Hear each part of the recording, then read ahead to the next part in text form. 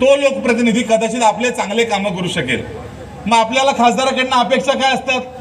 शाळा बनव, कॉलेज बनव, चांगले हॉस्पिटल्स बनव, मॅटर्निटी हॉस्पिटल बनव, ज्याला आपण प्रसूतिगृह बोलतो, कब्रस्तान बनव, आणखी काय काय बनव, स्पोर्ट्स ऑडिटोरियम बनव, कधीतरी आमच्या परिवाराला घेऊन जाण्यासाठी नाटकगृह बनव, अणुशक्तीनगरमध्ये अख्ख्या एकही डिग्री कॉलेजने तसं काय बनव।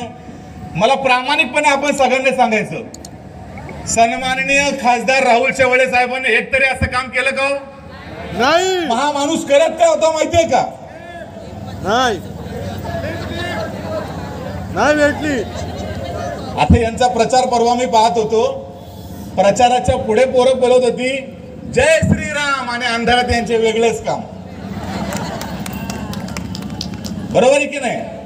अरे ज्या वेळेस कोरोनाची महामारी होती, सन्माननीय उद्धव साहेब ठाकरे जे पीसीच्या माध्यमातून असतील किंवा फेसबुकच्या माध्यमातून असतील अतिशय ताकदीने या महाराष्ट्राला वाचवण्याचं काम करत होती।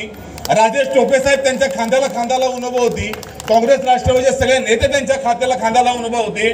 त्यावेळेस सन्माननीय शेवाळे साहेब काय करत होते? पप्पी दे पप्पी दे पप्पी दे पप्पी दे पारवला। यासाठी आम्ही तुम्हाला खासदार केलं? अजिबात नाही। मला मागून मला सांगतायत की अंधेरताईंना जायचंय, मला माहिती आहे, मी फारसा वेळ घेत नाही, फक्त 2-3 गोष्टी प्रमुख बोलतो। निवडणुकीची वेळ आहे, निवडणुकीचं सगळ्यात महत्त्वाचं काम काय असतं? 20 तारखेला जायचं, आपलं बटन दाबायचं आणि अनिल देसाई साहेबांना लोकसभेमध्ये आपल्याला पाठवायचं। बरोबर आहे? आता माझी सगळे आंबेडकरी विचारांचे लोक सगळ्यात जास्त प्रमाणात आलेत, त्यामुळे त्यांना एक हात जोडून विनंती आहे की जबाबदारी सगळ्यात मोठी आपल्यावर आहे। आपल्यावर काय आहे? मी मागच्या काही दिवसांपासून पाहतोय राहुल शेवाळेकडे अतिशय जोरात पैसा आहे, 50 खोके 100 खोके तुम्ही सगळं ऐकलेलं आहे। ह्या माणसामध्ये स्वतः जिंकून यायची धमक नाही। मैंने चालू काय केलंय? पैसे वाटा। तर आपण सगळे मटण खाणारे लोक आहेत की नाही? 1 किलो मटणाचा भाव किती? 700। महिन्याला किती? 800। सॉरी आम्ही जात नाही आणायला। 800 रुपये मटणाचा भाव आहे। महिन्यात आठवडे किती? 5 वेळा। 5 वेळा जर 800 रुपये आपण खर्च केले तर असे पण 4000 रुपये आपण दर महिन्याला खर्च करतो। आणि असं जर आपण 4-5 हजार रुपये खर्च करणार असो तर याचे 100-200 रुपये घेऊन स्वतःवर काय गद्दारीचा स्टॅम्प लावून घ्यायचा का? गद्दारांना गाडायची वेळ आहे। त्यामुळे 100-200-500 चक्करमध्ये जाऊ नका।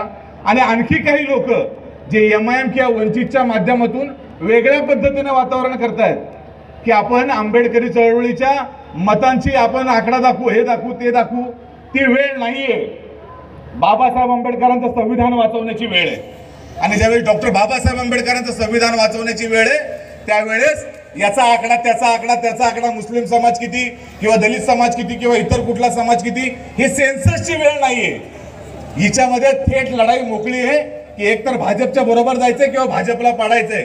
आणि भाजपला जर पाडायचंय तर आपण सगळ्यांना ताकदीने अनिल देसाई साहेबांना जिंकून आणावं लागेल। यासाठी आपण इकडे आपल्याला सगळ्यांना विनंती करायला आलो। फक्त एक शेवटचं एक वाक्य बोलतो आणि इथेच थांबतो।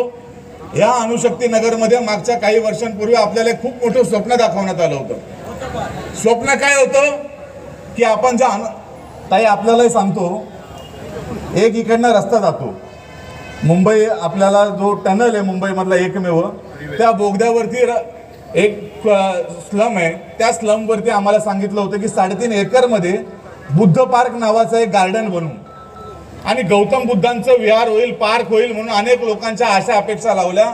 आणि या 2 जे आमदार आणि खासदार आता गद्दार गटात आहेत, त्या गद्दार गटाच्या लोकांनी 3.5 करोड रुपयाचा झोल करून टाकला।